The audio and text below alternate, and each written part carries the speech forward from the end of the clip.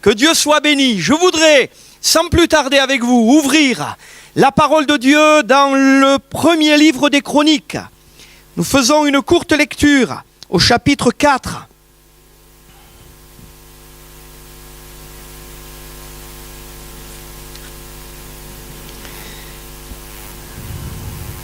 Voilà, je vais essayer de ne pas vous en mettre trop plein les oreilles. C'est pas le but. Le but de la parole, c'est de nous en mettre plein le cœur. Mais j'ai hérité de mon père une voix. Voilà. Alors c'est pratique quand même parce qu'il faut se faire entendre quand on prêche l'évangile.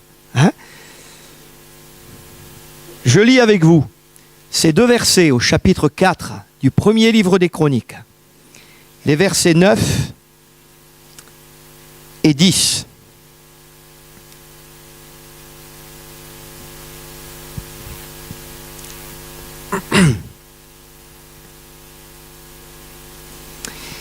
Jaébetz était plus considéré que ses frères.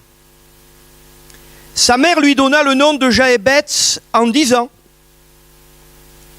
c'est parce que je l'ai enfanté avec douleur. Jaébetz invoqua le Dieu d'Israël en disant : si tu me bénis et que tu étendes mes limites, si ta main est avec moi, et si tu me préserves du malheur, en sorte que je ne sois pas dans la souffrance. 3 petits points. Et Dieu accorda ce qu'il avait demandé. Amen.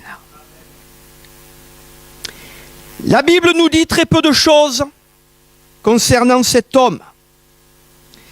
Mais en 2 petits versets est résumée son histoire. Et aussi la prière que cet homme, à un moment donné dans sa vie, a fait monter vers Dieu. Si nous regardons les versets précédents, les versets suivants, nous voyons qu'il se trouve au milieu d'une liste de généalogie.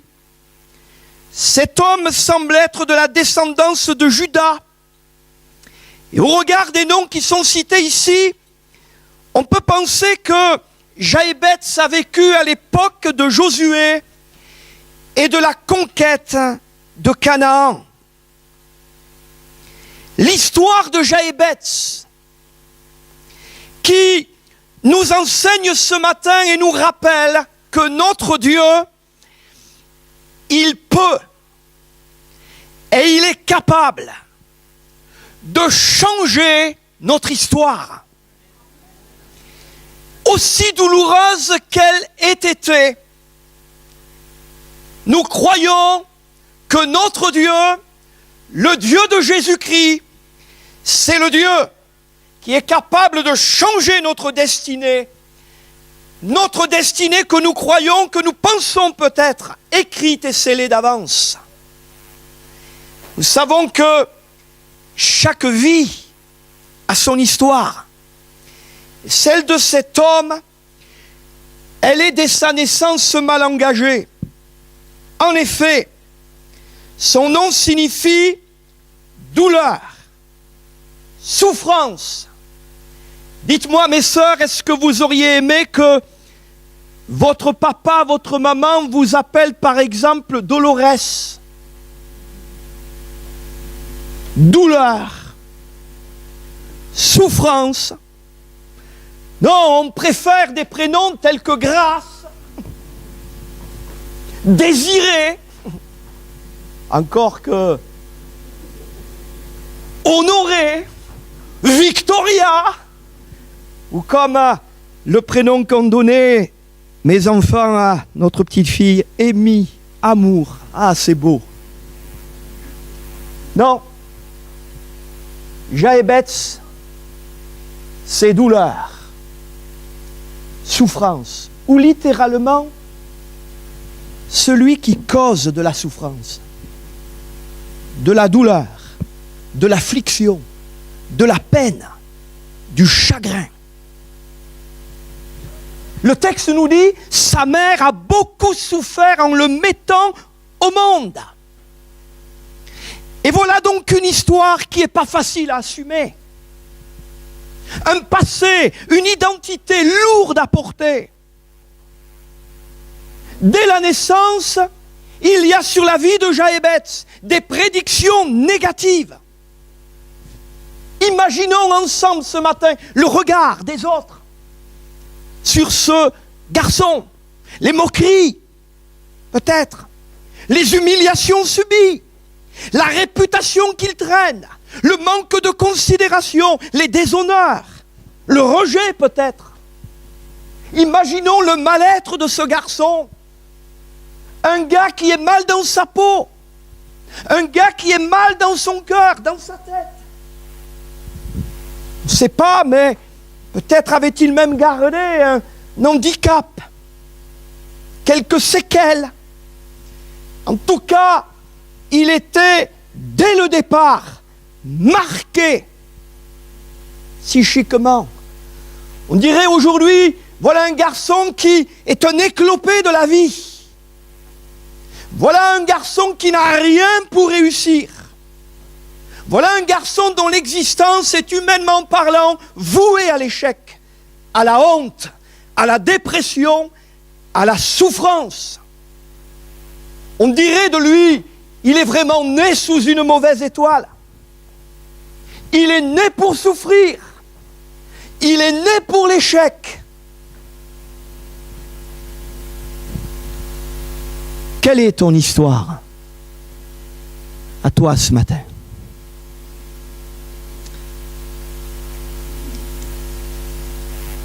Le Dieu que nous connaissons, c'est le Dieu qui nous dit que il n'y a pas de fatalité pour lui. Et c'est là la bonne nouvelle de l'Évangile. Peut-être pour quelqu'un qui ne connaît pas encore le Seigneur ce matin, qui ne connaît pas Jésus comme son sauveur personnel, il n'y a pas de fatalité avec Dieu. Il n'y a pas de fatalité pour Dieu. Il n'y a pas pour lui d'histoire écrite à l'avance. Il n'y a pas pour lui d'histoire définitivement scellée. Mais notre Dieu est capable et il veut changer notre histoire. Alléluia! Il est capable de changer notre présent, notre futur. Mais en prenant soin de nous, en nous soignant et en nous guérissant de notre passé, en nous libérant des mauvais souvenirs du passé, en nous pardonnant nos erreurs du passé et en transformant notre vie. Dieu désire nous faire passer du statut de souffrant peut-être ce matin que nous sommes encore à celui de bien portant, non seulement dans notre corps, mais aussi et surtout dans notre âme. Alléluia! Il veut que nous soyons des hommes et des femmes en santé par sa grâce. Il ne veut pas que nous soyons simplement des survivants. Mais il veut que nous soyons des hommes et des femmes, des jeunes, remplis de sa vie. Gloire à Dieu. À un moment donné, on ne sait pas quel événement a produit cela, mais peu importe. Nous voyons qu'il y a eu dans le cœur de Jaébetz une bonne et une saine révolte. Et j'appellerais cela la révolte de la foi. Jaébetz refuse la fatalité. Il refuse de se résigner. Il refuse de subir l'adversité. Il refuse que ce qui lui est arrivé, ce qu'il a été, ce qu'il a vécu jusqu'à aujourd'hui, détermine plus longtemps son futur. Il refuse de rester un garçon prisonnier de son passé. Le Seigneur nous disait ce matin qu'il ne veut pas que nous restions prisonniers de la culpabilité. Mais il est venu, Jésus, afin que nous soyons totalement libres. Libres dans nos cœurs, libres dans nos pensées, libres dans notre corps, dans le but précis de le servir. Alléluia. Voilà un garçon qui veut que ça change, qui veut s'en sortir, qui veut triompher. Amen. Je refuse de continuer à vivre avec. J'aime pas du tout cette expression que j'entends parfois même dans la bouche des croyants. Quand vous leur dites « Comment ça va ?» Faut faire avec.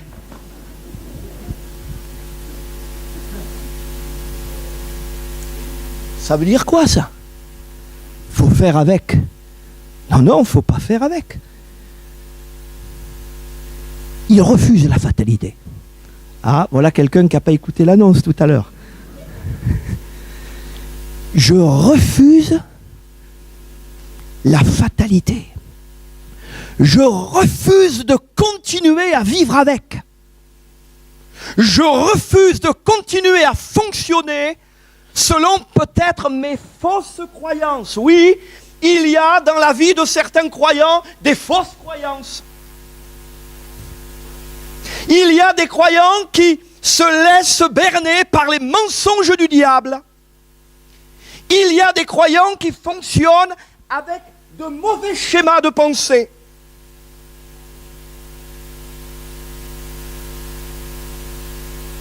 Refuse ce matin cette pensée qui ne vient certainement pas de Dieu, mais de l'ennemi de ton âme, qui te dit et qui voudrait te faire croire que tu seras toujours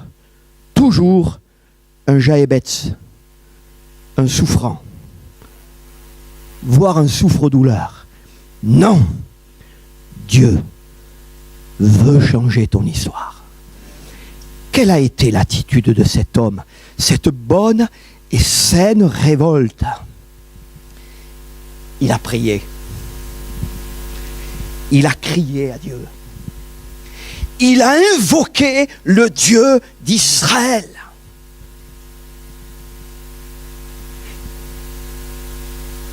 Pour nous, c'est plus que le Dieu d'Israël que nous invoquons. C'est le Dieu qui s'est révélé à nous en Jésus-Christ. C'est le Dieu qui a tout accompli en lui. C'est le Dieu qui a payé une fois pour toutes pour notre salut et notre délivrance. Alléluia. La Bible me dit de lui, de Jésus, ce sont nos souffrances. Ce sont mes souffrances qu'il a portées. C'est de mes douleurs qu'il s'est chargé. Amen. Dans Matthieu, chapitre 8, verset 17, il a pris ce qui nous fait souffrir et il a porté sur lui nos maladies. Il y a eu une décision ferme et définitive dans le cœur de Jaébetz. Il a dit, je veux m'en sortir. Et il a prié. Et dans sa prière, il y a de l'intensité. Il prie avec ses tripes. Et sa prière, elle est dans un but. Celui de devenir une meilleure personne. Amen. Il a ressenti à un moment donné, d'une manière profonde, son besoin de Dieu. Il a désiré son aide, son secours et son intervention. Et le résultat, il est glorieux. Dieu l'a exaucé. Amen. Nous avons un Dieu qui entend la prière, qui vient du plus profond de notre cœur. Et nous avons un Dieu qui exauce. Alléluia. Que dit Jaébetz dans sa prière? Il invite Dieu à intervenir, à s'impliquer activement dans sa vie, à venir s'impliquer dans son histoire. Il dit en quelque sorte à Dieu, viens te mêler de ma vie. Souvent nous nous disons aux autres, te mêle pas de mes affaires. Ou si nous ne le disons pas, nous agissons comme si nous le disions. Nous gardons pour nous, nous cachons, nous dissimulons, nous portons le poids de nos fardeaux. Nous restons à l'écart, nous nous isolons. Mais là, il y a le désir pour cet homme d'inviter Dieu à venir dans sa vie et à se mêler de ses affaires, à se mêler de son histoire. Viens, dit-il à Dieu, voilà les clés de ma vie. Entre dans mon cœur et viens changer en profondeur ma vie.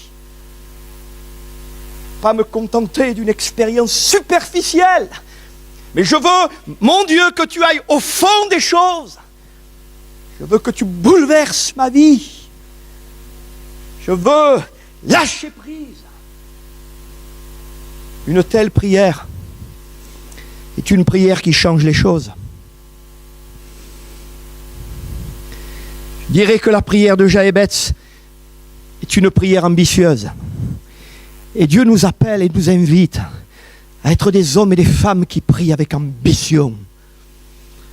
Parce que nous avons un Dieu qui est tellement grand et tellement puissant que nous pouvons lui demander des choses qui nous dépassent. Une prière ambitieuse, mais aussi une prière ciblée. Une prière ambitieuse qui vise à demander et à posséder tout ce que Jésus nous a acquis. Pas moins, pas plus. Tout ce que Jésus nous a acquis par sa mort, par sa résurrection. Alléluia. Une vie de victoire. Cet homme, il va ressentir 4 besoins. 4 désirs intenses ou 4 nécessités absolues pour sa vie. Le premier, il dit à Dieu, si tu me bénis. D'autres versions disent, si tu me bénis réellement, si tu me combles de bénédictions, donne-moi ta bénédiction, accorde-la moi. Nous savons que seul Jésus peut dans nos vies annuler la malédiction. Seul Dieu peut en Jésus-Christ annuler la malédiction. L'apôtre Paul l'écrit concernant la loi. La loi qui, nous le savons, nous accuse parce qu'elle nous dit, nous prouve que nous sommes des pécheurs invétérés. Et elle nous dit aussi que Dieu sanctionne le péché. Et nous bénissons Dieu parce qu'en Jésus-Christ, nous sommes libérés à grand prix de la malédiction de la loi. Amen. C'est lui, Jésus, qui a été frappé de malédiction pour nous. Et cela, ça s'appelle la grâce. Amen. Dans le livre des Actes, il nous est dit qu'il est venu, Jésus, qu'il a été envoyé pour nous bénir, en détournant chacune et chacun d'entre nous de ses mauvaises actions. Dieu nous a bénis dans le Christ en nous communiquant les dons de son esprit qui viennent du ciel. Être béni. C'est quoi être béni? Je dirais que premièrement, être béni, c'est jouir de sa présence. Amen. C'est bon d'être dans la présence de Dieu. C'est bon de se retrouver ensemble dans la présence de Dieu. C'est bon de pouvoir individuellement aussi vivre des temps dans sa présence. Nous nous souvenons des temps où nous étions privés de sa présence. Et nous connaissons aussi ce bonheur de sa présence. Être béni, c'est pouvoir se réjouir de cette joie parfaite qui concerne notre salut. Amen. Nous sommes bénis, nous qui avons mis notre foi dans le Seigneur Jésus, parce que nos péchés sont pardonnés. Parce que nous avons, par la foi, accès à ce salut glorieux. Amen. Être béni, c'est aussi être changé par le Seigneur. Dites-moi, est-ce que vous avez besoin encore d'être changé? Fait plaisir parce que je vois là des personnes d'un âge certain ou d'un certain âge acquiescer. C'est pas que seulement quand on est jeune qu'on a besoin d'être changé, mais c'est jusqu'au bout de notre vie. Être changé dans notre caractère pour revêtir de plus en plus le caractère de Christ. Alléluia. Nous nous souvenons de cet homme, Jacob, qui à Péniel, littéralement face de Dieu, a vu, oui, Dieu face à face. Et comment, là, nous dit le texte, Dieu l'a béni. Genèse 32, versets 28 et 29. Dieu a changé son nom. Amen. Jacob avait déjà rencontré Dieu, mais il avait besoin d'une rencontre nouvelle. Et nous avons besoin constamment de le rencontrer pour être dans sa présence, changé et transformé par rapport à ce que nous sommes encore. Seigneur, oui, viens me changer encore ce matin dans mon caractère. Je veux prier comme Jaébetz et dire à Dieu, bénis-moi, viens me changer, viens me transformer. Encore. Amen. Être béni, c'était aussi pour cet homme, après avoir été cause de souffrance, devenir source de bénédiction pour les autres. Et c'est aussi cela, la bénédiction de Dieu.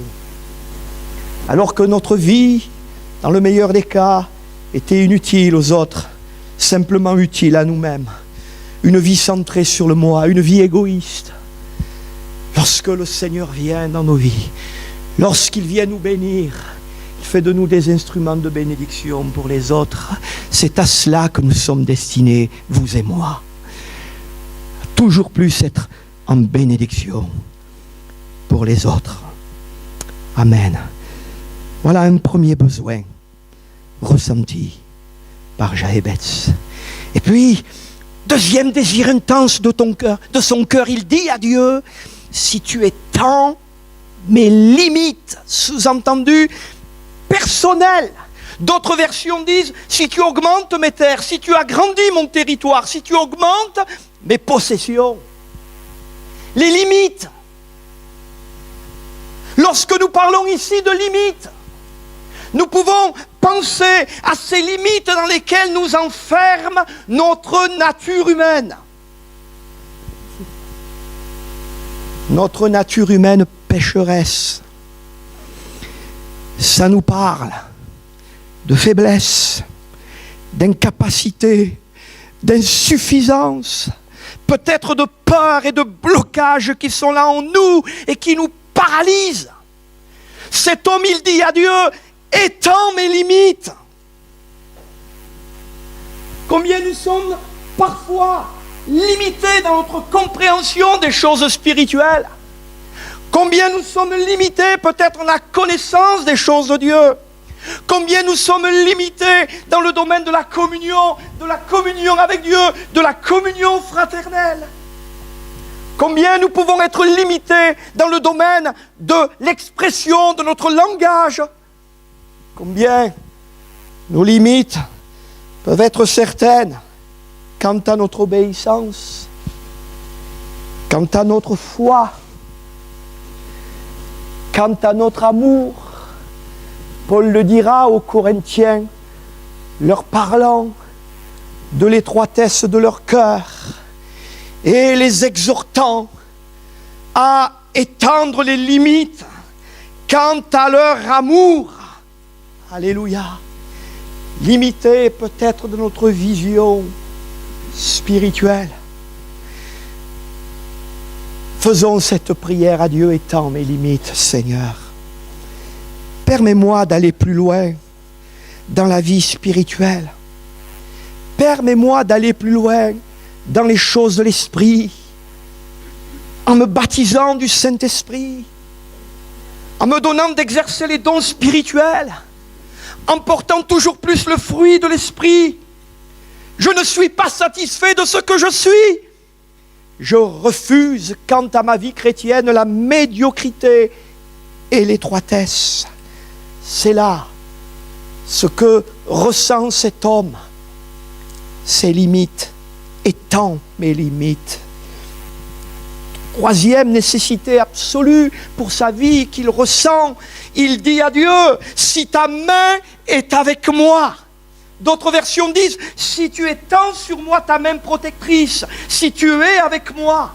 La main de Dieu, elle symbolise deux choses. Elle symbolise premièrement sa présence. Et voilà un homme qui recherche la présence de Dieu. N'est-ce pas là le besoin vital de chacun d'entre nous, rechercher constamment la présence de Dieu? Et puis, la main de Dieu nous parle de sa puissance, sa force, son pouvoir, sa capacité. Cet homme, il désire que la main de Dieu soit avec lui. Il désire la protection du Seigneur. Il désire être gardé. Il désire être accompagné. Il désire être dirigé par lui d'une manière constante. Il dit à Dieu, garde-moi dans ta main. Garde-moi sous ta dépendance. Garde-moi caché en toi. Garde-moi à l'abri de tes ailes. Garde-moi petit, humble. Que la posture qui est la mienne soit une posture d'humilité, dira-t-il à Dieu. Et puis enfin, il dit à Dieu, si tu me préserves du malheur, en sorte que je ne sois pas dans la souffrance. D'autres versions disent, éloigne de moi le malheur et la souffrance. Loin du malheur, j'échappe à la douleur. Le malheur, c'est le mal. C'est le péché. Il dit à Dieu, préserve-moi du mal. Parce qu'en définitive, nous savons que ce qui nous fait le plus souffrir ici-bas, c'est bien le péché. Et c'est bien lui qui fera encore plus souffrir les hommes, les femmes qui n'auront pas réglé de leur vivant le problème du péché, qui les fera souffrir encore plus dans l'éternité. Et Jaébet, il dit à Dieu, que je ne sois plus une cause de souffrance, ni pour moi, ni pour les autres, et encore moins pour toi, mon Dieu. Alléluia. Si tu éloignes, si tu me préserves du malheur, du mal, fais-moi échapper, permets-moi de m'éloigner du mal. Béni soit Dieu de ce que l'épître de Jude nous dit. Il peut, le Seigneur, nous empêcher de tomber dans le mal. Amen. Il peut nous préserver de toute chute. C'est dans son pouvoir. Amen. Oh, c'est là la prière de cet homme. Et puis, nous avons 3 petits points de suspension. Dieu lui accorda ce qu'il avait demandé. Quand on lit cela, il nous semble que il a suffi d'un claquement de doigts. Et dans la vie de cet homme, instantanément, les choses ont changé. Est-ce que vous croyez que c'est là la réalité?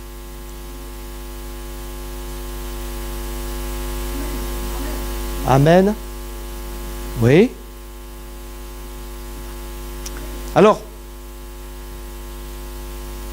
littéralement, le texte dit, Dieu provoqua dans la suite de sa vie ce qu'il avait demandé. Voyez-vous, nous voudrions souvent que les choses, elles, changent instantanément. Nous sommes pressés. Et je dirais, nous sommes surtout pressés avec les autres. Parce que quand quelqu'un n'est pas comme nous voudrions qu'il soit, je n'ai pas dit comme Dieu voudrait qu'il soit, mais souvent comme nous voudrions qu'il soit. Alors, nous voudrions que ça change et que ça change vite. On est plein de tolérance avec nous-mêmes, mais plein d'impatience avec les autres. C'est pas comme cela que ça se passe. Ni avec les autres, ni avec nous-mêmes. Dieu nous fait la promesse que si nous invoquons son nom, non seulement il nous entend, il nous écoute, mais aussi qu'il nous répond. Et c'est au fil de notre vie. C'est au fil de ce chemin de foi avec le Seigneur. C'est aux mesures de cette dépendance avec lui que les choses vont changer. Je crois qu'il nous faut laisser à Dieu le déroulement du processus. Ce que Dieu attend de nous, c'est une posture de foi et d'humilité. On a cela dans l'exemple que nous laisse Anne, mère de Samuel. Comment elle a eu cette posture d'humilité, cette posture de foi. Et comment les choses se sont faites, non pas instantanément, mais au fil du temps. En tout cas, il nous est dit qu'à partir de ce moment où elle s'est positionnée dans sa foi, son visage n'a plus jamais été le même. Pendant des années, son cœur était mortifié, son visage était sombre, la tristesse remplissait son âme. Des sentiments, loin d'être nobles, l'amertume, la jalousie, le ressentiment, étaient présentes dans son cœur. Mais à un moment donné, elle a crié à Dieu. Elle a répandu son âme devant le Seigneur. Et le texte me dit, son visage ne fut plus jamais le même. Mon frère, ma sœur, ce matin, le Seigneur voudrait que tu te positionnes toi aussi dans la foi. Que tu prennes une posture d'humilité et de foi devant ton Dieu. Et que tu lui dises, Seigneur, mon histoire, tu la connais. Et je veux te permettre de la changer. Je ne veux pas rester ce que je suis, mais je veux te permettre de changer ma vie, afin qu'elle devienne ce que tu veux qu'elle soit. Alléluia. Et cette prière qu'a fait cet homme, elle a eu des répercussions sur le reste de sa vie. Il n'a plus jamais été le même. Dieu l'a exaucé. Il n'a pas fait de grands exploits. Il n'a pas été un super-héros. Mais le texte nous dit, Jaébetz était plus considéré que ses frères. Ou il a été un homme plus honoré que ses frères. Ou encore, il l'a emporté sur ses frères. Littéralement, plus lourd. Pas lourdeau, plus lourd. Sa vie a eu du poids. Sa vie a eu de l'influence. Sa vie a eu de l'impact et un bon impact sur les autres. Sa vie a été plus riche, plus utile que celle de ses frères. Parce que sa vie, il l'a portée au Seigneur. Il l'a confiée entre les mains de Dieu. Et il a laissé Dieu changer son histoire. Amen. Dieu a honoré sa foi. Oh, c'est là un exemple merveilleux. Et en conclusion, je dirais ce matin que trop souvent, les chrétiens que nous sommes acceptons dans nos vies la fatalité. Certains même s'enlisent tellement dans la fatalité qu'ils finissent par s'y noyer. Pose la question, est-ce normal? Pas du tout. Mais Dieu nous invite ce matin à le prier comme Jaébetz. La prière, elle a cette faculté de changer les situations de notre vie. Elle a la faculté de changer les situations de notre famille. Elle a la faculté de changer les situations de notre couple, de notre Église. Il n'y a aucune situation que Dieu ne puisse changer. Il nous invite ce matin à prier comme Jaébetz. Parce que Paul nous dit que par la puissance qui agit en nous, notre Dieu peut réaliser infiniment au-delà de ce que nos prières peuvent demander ou que notre imagination ose espérer. Et ensemble nous disons, à lui soit la gloire, dans l'Église et en Jésus-Christ et à travers toutes les générations jusqu'au temps infini du monde à venir. Amen. Gloire à Dieu. On se recueille ensemble, on termine par la prière.